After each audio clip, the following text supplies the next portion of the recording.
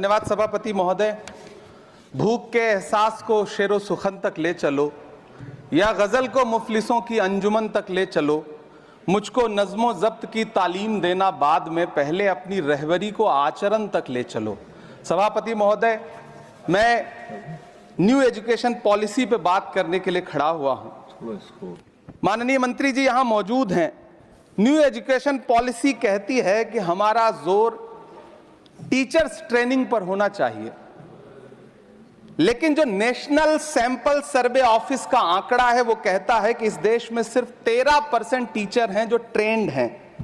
तो मैं माननीय मंत्री जी से जानना चाहता हूं कि क्या जो 87% टीचर्स हैं जिन्हें ट्रेनिंग देने की अभी जरूरत है, उनको ट्रेनिंग देने के लिए हमारे पास क्या रोड मैप रहेगा, और क्या हमारे पास इतने बड़े पैमाने पर कॉलेजेस हैं, रिसोर्सेज हैं जिनसे उन्हें ट्रेन किया जा सके। हमारी न्यू एजुकेशन पॉलिसी कहती है कि टेक्नोलॉजी पे जोर दिया जाए, और टेक्नोलॉजी के सहारे पढ़ाई को हमने कोविड के दौरान देखा भी है कि किस तरह से बच्चों को टेक्नोलॉजी के सहारे पढ़ाया गया। लेकिन मैं माननीय मंत्री जी से पूछना चाहता हूं कि जब इस देश में 80 करोड़ लोग 5 किलो राशन पे गुजारा कर रहे हों, तो क्या उन परिवारों तक इंटरनेट, कंप्यूटर, लैपटॉप जैसी सुविधाएं पहुंचाने के लिए कोई रोड मैप है ताकि उनके बच्चों को शिक्षित किया जा सके?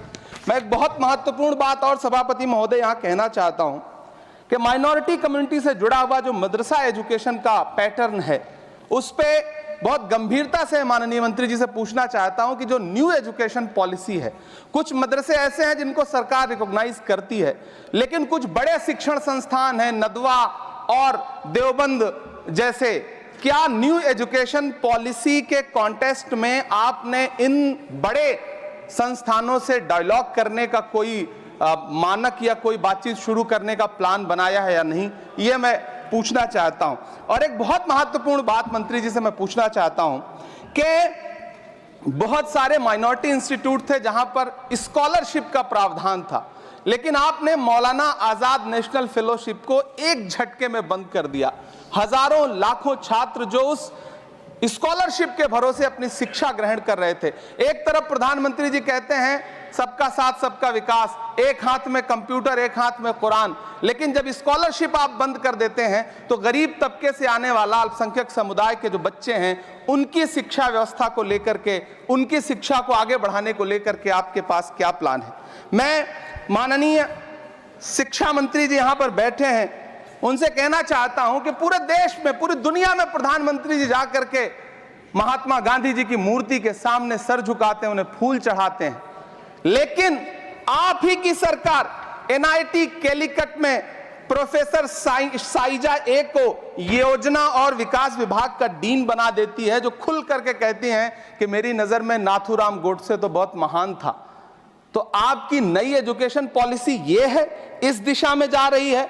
मैं आपके महोदय से, सभापति महोदय, ये कहना चाहता हूं कि किस तरह से एनसीईआरटी की किताबों में सांप्रदायिकता को परोसा जा रहा है। माननीय मंत्री जी, क्या आपके संज्ञान में है कि केंद्रीय हिंदी संस्थान और नीपा जैसे जो संस्थान हैं, उसमें अघोषित तौर पर यह कह दिया गया है कि देवनागरी में लिखते हुए जो नुक्ते लगाए जाते थे, जिनको यह कहा जाता है कि वो उर्दू से आते हैं, उनको अघोषित तौर पर रोक दिया है कि नई छपने वाली किसी भी किताब में नुक्ता नहीं लगाया जाएगा।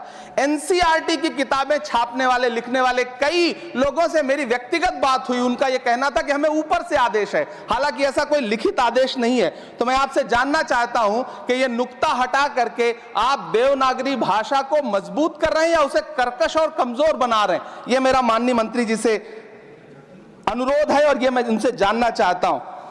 सभापति महोदय, पीएम श्री विद्यालय को लेकर के बहुत बातें हुई।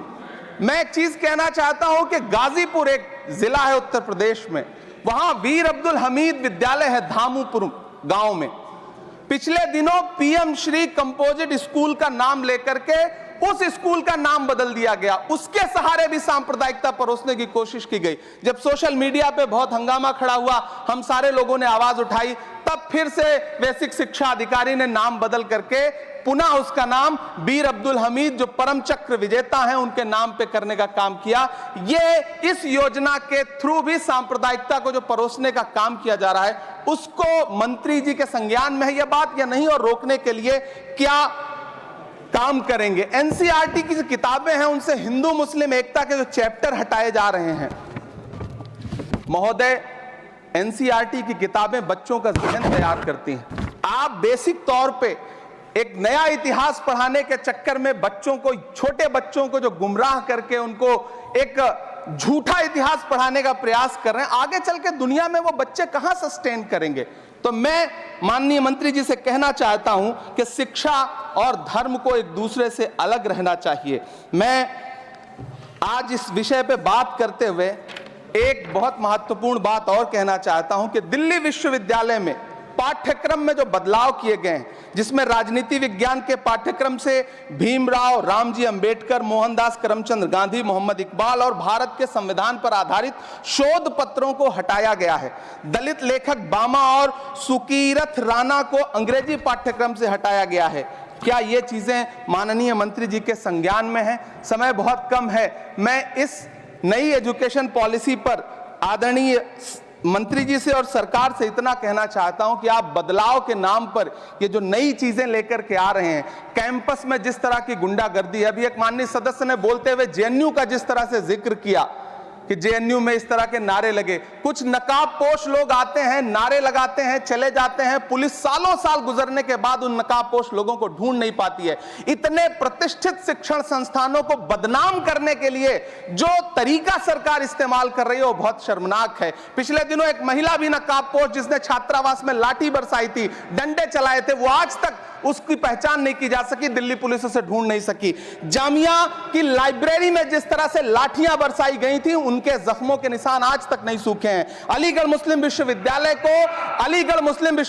को लेकर के वहां के सांसद जिस तरह की भाषा का इस्तेमाल करते हैं, वो बहुत शर्मनाक है। माननीय मंत्री जी और सरकार से मैं आपके माध्यम से पूछना चाहता हूं और यह कहना चाहता हूं, आप बदलाव के नाम पर जो नई चीज लाने की कोशिश कर रहे हैं, महोदय, नदियों को साफ मत करिए, उन्हें गंदा मत होने दीजिए, नदियां अपने आप साफ हो जाएंगी। सभापति महोदय, मैं तो कहना चाहता हूं कि जंगल मत उगाइए, बस पेड़ों को काटना बंद कर दीजिए, जंगल अपने आप उग जाएंगे। मैं तो सरकार से कहना चाहता हूं कि शांति स्थापित करने के लिए भाषण मत दीजिए, अशांति फैलाना बंद कर दीजिए, शांति अपने आप स्थापित हो जाएगी। मैं तो कहना चाहता हूं कि प्रेम फैलाने पर लंबे लंबे लेख मत लिखिए, बस नफरत करना बंद कर दीजिए, प्रेम अपने आप फैल जाएगा। ये जो नई एजुकेशन पॉलिसी है, इसमें जिस तरह से गरीब तबके के लोगों को, हाशिए पर मौजूद लोगों को शिक्षा से दूर करने का प्रयास किया जा रहा है, वो बहुत शर्मनाक है। शिक्षा को निजीकरण की तरफ जिस तरह ले जाया जा रहा है,